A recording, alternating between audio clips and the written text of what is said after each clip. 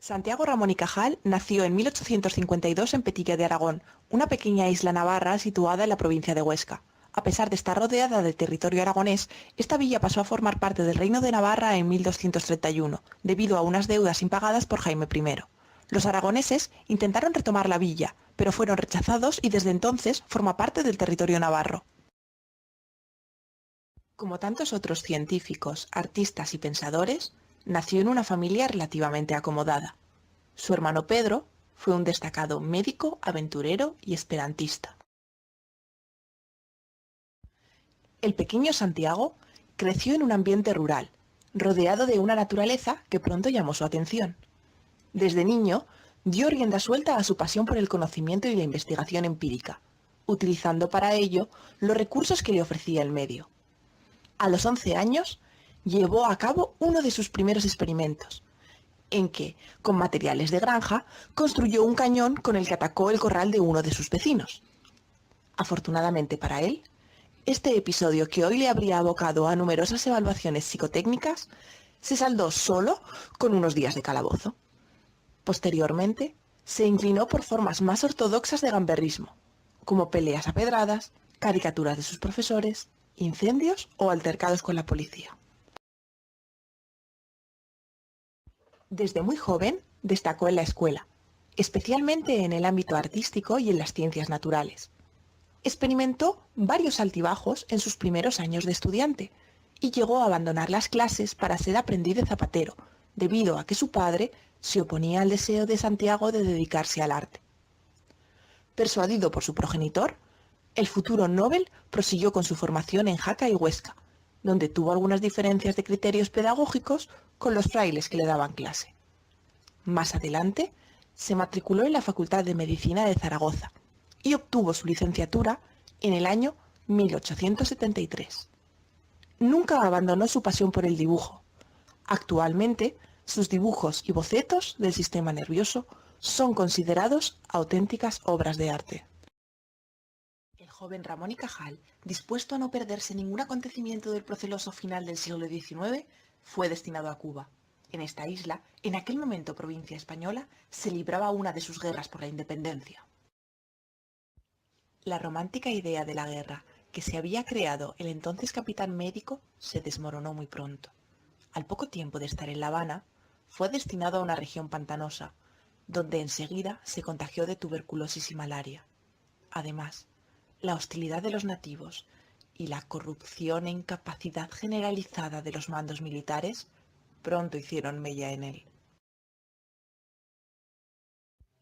Tras una serie de complicados trámites administrativos, a mitad de 1875, gravemente enfermo, fue declarado incapaz para el combate y trasladado a la península. Allí terminaron sus experiencias militares, ya que antes de ir a Cuba participó en la Quinta de Castelar durante la efímera Primera República y estuvo destinado en un cuartel en la Tercera Guerra Carlista. A su regreso a España, Ramón y Cajal tardó largo tiempo en recuperarse de las enfermedades contraídas en la isla. Tras algún pequeño soborno para conseguir cobrar sus sueldos atrasados, Ramón y Cajal se estableció en Madrid con la intención de desarrollar una tesis doctoral. En 1877, a la edad de 25 años, obtuvo el título de doctor a la antigua usanza, investigando, escribiendo una tesis y defendiéndola ante un tribunal. Su tesis doctoral, titulada La patogenia de la inflamación, constituyó el punto de partida para su brillante carrera investigadora. A su regreso a Zaragoza, trabajó con su padre en el Hospital Nuestra Señora de Gracia y posteriormente se sacó la plaza de director de Museos Anatómicos de Zaragoza. En 1878, paseando por las calles de la capital maña, conoció a Silveria Fañanás, con la que estuvo casado durante 51 años y con la que tuvo un total de 7 hijos. Tras un corto noviazgo y en contra de los deseos de su familia, Santiago y Silveria se casaron en 1879. Esta boda por amor, una frivolidad en aquella época, le mantuvo alejado de su familia durante un corto periodo de tiempo. En estos años estuvo todavía convaleciente de las enfermedades traídas de Cuba, pero su salud comenzó a mejorar. La estabilidad económica que consigue gracias al trabajo le empujó a preparar una oposición, que ganó finalmente en 1883, obteniendo una plaza de catedrático de anatomía descriptiva en Valencia. El flamante catedrático Ramón y Cajal llegó a Valencia en una época convulsa en el Levante, azotado además por varias epidemias. A pesar de ello, fue una época prolífica en todos los aspectos para el joven profesor universitario. En lo que se refiere a la labor investigadora, en Valencia dirigió su atención a varios aspectos de la medicina, tratando el hipnotismo y colaborando en la experimentación para la vacuna del cólera. Además de esto, abrió un consultorio privado que se hizo muy popular por sus bajos precios.